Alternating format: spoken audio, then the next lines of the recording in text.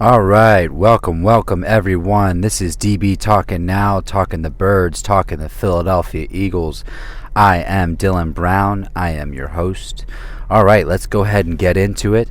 I want to go ahead and go over some notable names on the injury report going into this week's matchup: Cleveland Browns versus the Philadelphia Eagles.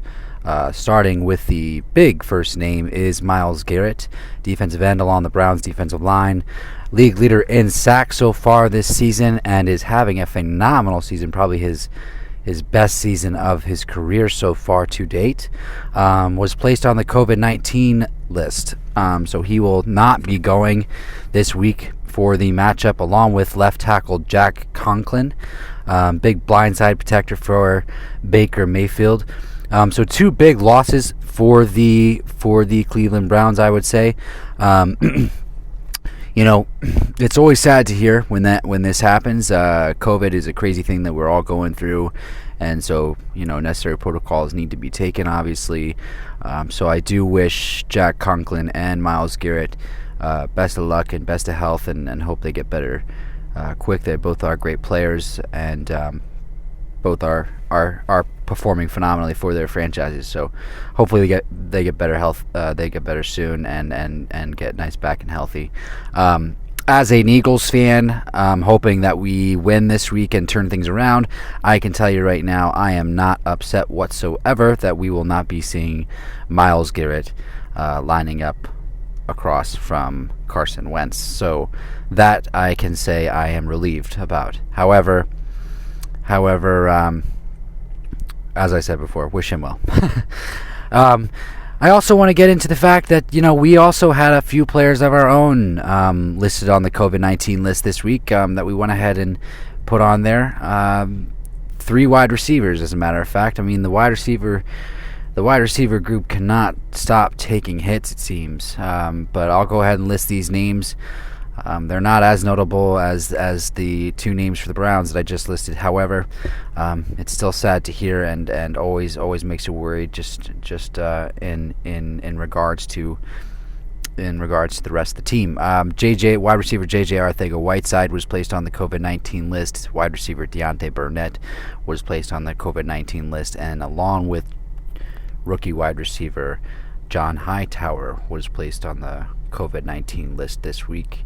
That one was kind of a kick in the gut. It was a little bit disheartening. It was sad to hear. As I have mentioned in other previous videos, that I am excited about the progression of rookie wide receiver John Hightower. I think we need to get him more involved.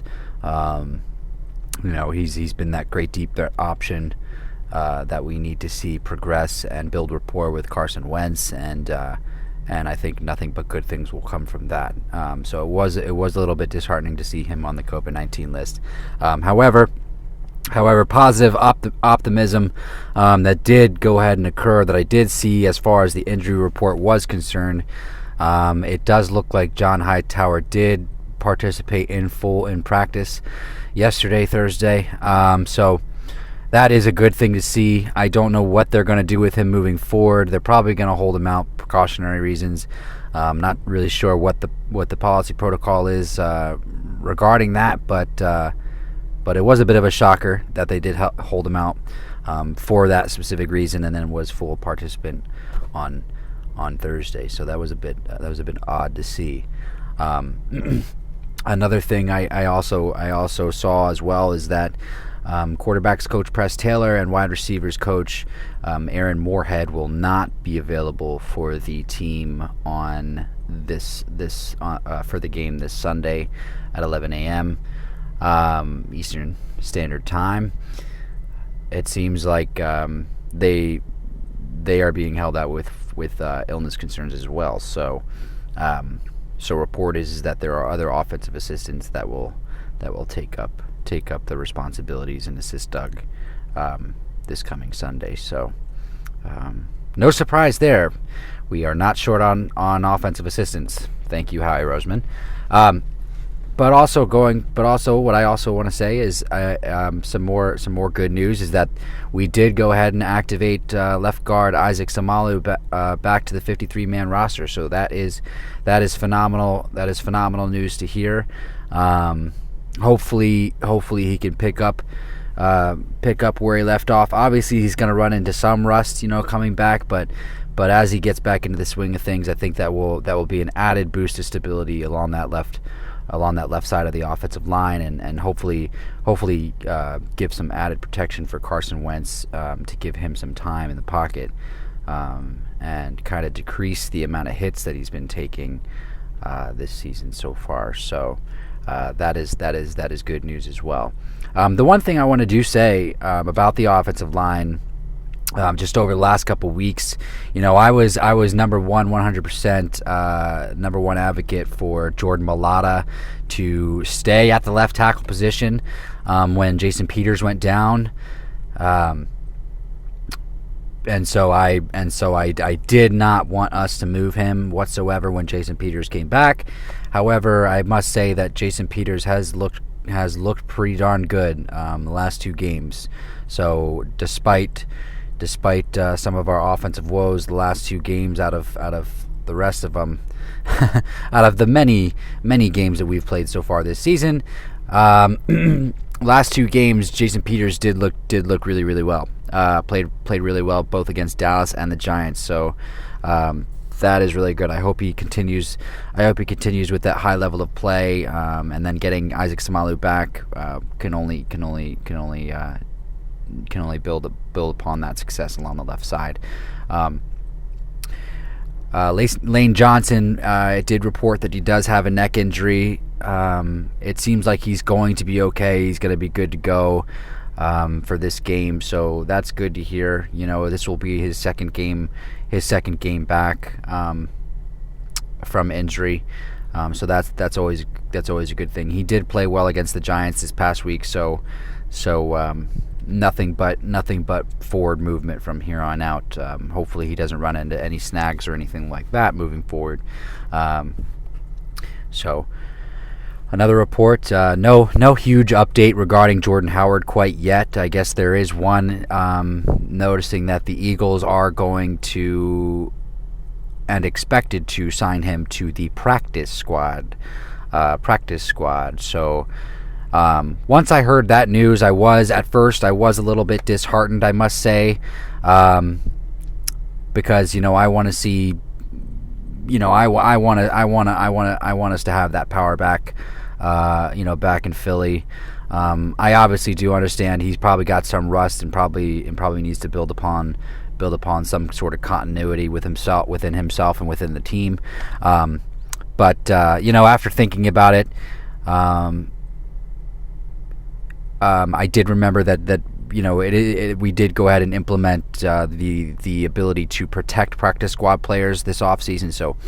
So I do believe that if Jordan Howard is not activated to the 53 within the next few weeks, I assume he's going to be one of those guys if he performs well on the practice squad, which I don't doubt that he will. He will be one of those guys that we just end up protecting from week to week. So no real worry there. I just want to get Jordan Howard in the building. That's what I want. That's what I want. Again, some news on the Zach Ertz injury update. He seems like he's doing well. Doug came out in a press conference earlier today and mentioned that we're probably gonna take our time with Zach, until he's feeling closer to 100. So that's good news. It's good news to hear. I'm somebody who is optimistic about Zach Ertz. I think he will come back and definitely give us something better than he did in the early stages of the season. With that said, I think that we have a good shot. Unfortunately, it does come at the loss of Myles Garrett. My hopes, my high hopes have come at the loss of Myles Garrett. But I think that with Issac Seumalo coming back, Jason Peters playing well, Lane Johnson gonna continue to progress and perform well, and this will be his second week back. I think we'll have a good shot at keeping their defensive line at bay. I know that the Cleveland Browns did say that they're gonna try and replace some of that production with some sort of rotation. That includes Adrian Claiborne. So we'll see what they try to do there. Adrian Claiborne was a high draft pick back in his day, and never really lived up to the hype of his draft status, but has been a solid journeyman in the NFL throughout his career. So no, he's not a guy you want to sleep on, definitely. So that's something to look at as well. I also think that with the loss of Jack Conklin for the Browns offensive line, I think it's a good shot for our defensive line. I think it's a really good shot for our defensive line to come out and bounce back. Regarding our defensive line, I also do want to address the fact that there were a couple others added to our COVID-19 list after the initial report of the initial three of those wide receivers, which was defensive end Vinny Curry and running back Corey Clement. I did mention how it was nice to see Corey Clement play well with the snaps that he has had over the last couple weeks. It looked like he had been healthy. Now I guess he's unhealthy again, which unfortunately is a bummer. Defensive end Vinny is obviously a little bit of a bigger loss.